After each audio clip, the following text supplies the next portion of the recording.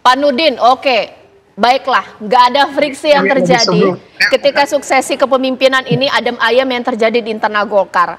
Potensi masalah yang muncul Pak Nurdin, potensi masalah yang muncul adalah ketika pemilihan PLT Ketum. Ini jabatan cukup seksi loh meskipun singkat. Bahkan juga siapa yang menjadi ketua umum. Mungkinkah friksi ini terjadi? Perebutan tampuk kekuasaan tertinggi Partai Golkar. Jadi ada satu hal yang relatif normal ya, relatif kondusif karena Pak Erlangga mundur di tengah-tengah Partai Golkar sangat solid, baik di tingkat pusat maupun di tingkat daerah. Oleh karena itu sekarang ini kita fokus pada penentuan siapa yang menjadi PLT Ketua Umum. Memang pasti ada dinamika, itu biasalah, namanya merebut suatu jabatan yang sangat strategis, pasti ada dinamika dan yang cukup tinggi. Tapi Golkar sudah terbiasa menyelesaikan dinamikanya, sekalipun intensitasnya sangat tinggi, tetapi musyawarah itu dikedepankan. Nanti kalau kita tidak bisa musyawarah baru voting akan dilakukan. Dan Golkar sudah pernah melakukan itu. Ketika Novanto mendapatkan masalah juga sama, ya waktu itu hanya kalau Pak Erlangga mundur, kalau Pak Novanto mendapatkan masalah hukum menjadi tersangka ditahan sehingga tidak bisa melakukan tugas. Kebetulan juga saya yang ikut memimpin daripada nama PLT tersebut. Itu memang ada dinamika, ada perdebatan. Pak Nurdin. Oke. Baik, mungkin sekarang saya akan bertanya sesaat lagi pemirsa dengan Kang Ujang bahwa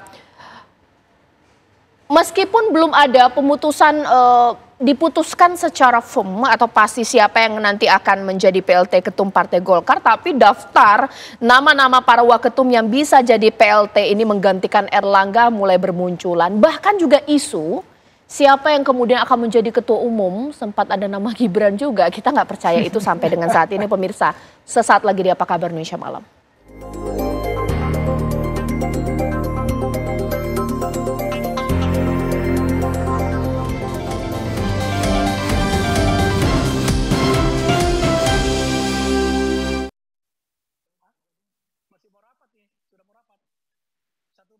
World where winning is everything, every second counts. It's more than just speed.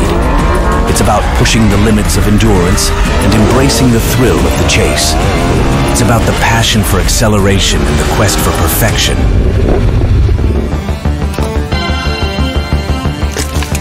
Hah? Kakak? Pertamax Turbo, perfection in performance. Pertamax Turbo, perfecto bro. Waktunya Pepsodent. Ngantuk. Wih, kita nyanyi yuk. Ayo. Aku gigi mulut rumahku, Pepsodent tiap hari, cegah gigi berlubang 10 kali. Kok 10 kali? Yuk tanya Pepsodent gratis konsultasi dokter gigi. Scan pack-nya. Hai Zi. Ya, Pepsodent baru. Perbaiki lubang kecil tak kasat mata, 10 kali lebih kuat cegah gigi berlubang. 10 kali cegah gigi berlubang. Respek buat pejuang pantang tumbang. Saat masuk angin menyerang, lawan dengan warisan nenek moyang. Bablas angine. Ya, yang menggantikan atau menduduki posisi sebagai PLT Ketum ini cukup banyak. Nggak kebayang bagaimana alotnya persaingan untuk menduduki posisi sebagai Ketum. PLT Ketum maksudnya. Sementara untuk Ketum ini nama Gibran ini sampai digadang-gadang masuk. Publik kaget ini. Pak Nurdin, itu benar nggak sih? Sampai sekarang ini belum masuk dalam radar fungsionaris Partai Golkar ya. Tidak tahu ke depannya, tapi kalau sampai hari ini itu belum masuk, nama tersebut belum masuk dalam radar dari para fungsionaris Partai Golkar. Dan Partai Golkar punya mekanisme, punya aturan anggaran dasar rumah tangga. Maka siapapun itu berhak ikut menjadi calon ketua umum sepanjang memenuhi syarat anggaran dasar rumah tangga maupun peraturan-peraturan organisasi. Partai Golkar partai tertua di Indonesia, partai yang punya mekanisme dan punya aturan sendiri. Tidak mungkin kita bisa melabrak aturan tersebut tatkala seseorang tidak memenuhi syarat untuk itu. Nah, Golkar bukan organisasi arisan yang setiap saat bisa dimasuki dengan segala macam cara tanpa mengindahkan daripada norma-norma dan aturan-aturan yang ada dalamnya. Tapi siapapun dia itu berhak maju menjadi calon ketua umum Golkar, termasuk saya. berhak menjadi calon ketua umum karena saya kader Golkar sudah sejak tahun 78 sudah menjadi kader Golkar, punya hak untuk menjadi ketua umum, begitu. Oke, Kang Ujang, saya bingung ya, radar Munas nama Gibran ini tidak tertangkap, tapi radar media bisa tertangkap. Ini radarnya berbeda atau ini akan benar-benar terjadi? Ya kalau saya bisa analisa ya, katakanlah ini prediktif yang tentu spekulatif ya, tapi saya bisa pertanggungjawabkan lah gitu. Nah, ini katakanlah walaupun plenonya belum terjadi ya, belum siapa tahu siapa calon PLT-nya, kalau saya bisa sebutkan di antara nama-nama itu kemungkinan besar, saya katakan kemungkinan besar, bisa aja bisa dari itu Pak AGK, Pak Agus Gumiwang, karena saya melihat Pak AGK di tengah posisinya, dekat dengan Pak Erlangga gitu ya, dekat juga dengan Pak Jokowi gitu. Nah ini ya lebih bisa diterima dalam konteks itu. Nah ini radar Gibran ini, tadi Pak Nurdin mengatakan ya, sekarang belum masuk radar tapi ya nanti nggak tahu kan. Nah ini juga menjadi indikasi-indikasi, misalkan kalau misalkan nanti Munasnya dipercepat, katakan bulan ini, tahu-tahu ADRT-nya dirubah, nah ini juga menjadi pintu masuk juga bagi Gibran untuk bisa jadi ketua umum. Dan itu menjadi persoalan. Tapi kalau kita pakai aturan yang lama, gitu ADRT yang lama, kan harus pernah aktif jadi pengurus selama 5 tahun. Baik, Pak Nurdin Halid, ini pertanyaan terakhir untuk Bapak. Ini pastinya daerah-daerah ini sudah tahulah nama-nama kader Golkar akan maju dalam Pilkada 2024. Nama ini mungkin berubah tidak? Sebut saja Ridwan Kamil, Airin Rahmidiani, Pak Nurdin. Oh iya, itu politik itu sangat dinamis ya, dan politik itu sangat bersentuhan dengan kepentingan.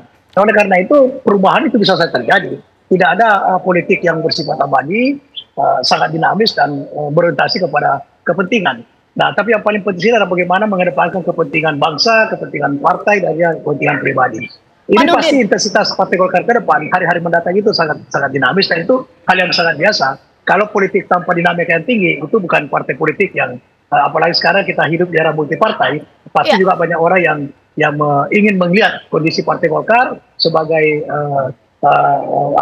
sebagai kontestan di dalam setiap pemilu, pileg maupun pilkada. Tapi yakinlah bahwa insya Allah dinamika Partai Golkar itu tidak akan menciptakan instabilitas nasional, justru sebaliknya Partai Golkar akan senantiasa menjadi pelaku utama untuk menciptakan stabilitas politik secara nasional. Mohon maaf saya potong Pak Nurdin, berarti yang nanti akan dicalonkan untuk pilkada para kepala-kepala daerah ini tergantung dari PLT Ketum atau melewati keputusan apa ini? Ya, jadi sekarang memang kan baru yang keluar rekomendasi, belum keluar daripada itu B1 KWK ya. Nah itu kan nanti yang menentukan, dan itu tentu ditandatangani oleh PLT Ketua Umum. Nah tapi PLT Ketua Umum itu harus disahkan dulu oleh Kementerian Hukum dan HAM. Jadi kita ikut atas asas lah, ikut sesuai dengan prosedur apa yang menjadi ketentuan pada saat yang ditentukan oleh KPU. Apakah bisa berubah sesuai dengan kondisi keadaan? Kan Partai Golkar 60% pilkada ini harus diwujudkan tentu dengan langkah-langkah dan taktik dan strategi tersendiri gitu. Oke, ini waktunya singkat, berarti harus dikebut semua proses itu ya Pak Nurdin ya? Iya, dan di Golkar itu sudah ada sistem, ada mekanisme sehingga tidak juga terburu-buru. Waktu masih cukup setengah bulan, adalah waktu yang sangat cukup untuk kita menetapkan, mengatur kembali, memberikan rekomendasi. Mungkin ada perubahan, mungkin juga tidak ada perubahan. Tinggal kita lanjutkan dengan B1 KWK gitu. Oke, ditanggapi di sini Kang Ujang. Wah, ini berarti anything can happen, tergantung PLT Ketua Umum, meskipun yang sekarang sudah warawiri untuk mempromosikan dirinya maju di daerahnya masing-masing, para kader Golkar ini. Ya bisa berubah, karena ketika Ketua Umumnya berganti ya rekomendasi kan berganti. Tadi ada yang berganti, ada yang tidak. Saya tadi berminggu-minggu saya bolak-balik gitu ya untuk tadi mempresentasikan elektabilitas dari kandidat yang ada di Partai Golkar. Saya agak memahami kejiwaan itu, dan saya yakin misalkan di Banten jangan-jangan Bu Airin juga berubah, tidak didukung gitu lah. Pak RK juga tidak tahu apakah masih berubah, karena Pak Yusuf Hamka juga mundur kan, dari Golkar juga mundur, dari pencalonan sebagai calon wakil gubernur di Jawa Barat juga mundur. Tentu ini ada dinamika yang harus diselesaikan oleh Golkar, dan saya yakin Golkar bisa menyelesaikan persoalan ini. Siapa punya potensi untuk tidak jadi dicalonkan oleh Partai Golkar dalam Pilkada 2024? Ya, Airin atau Ridwan Kamil potensi? Saya meyakini Airin tidak akan maju.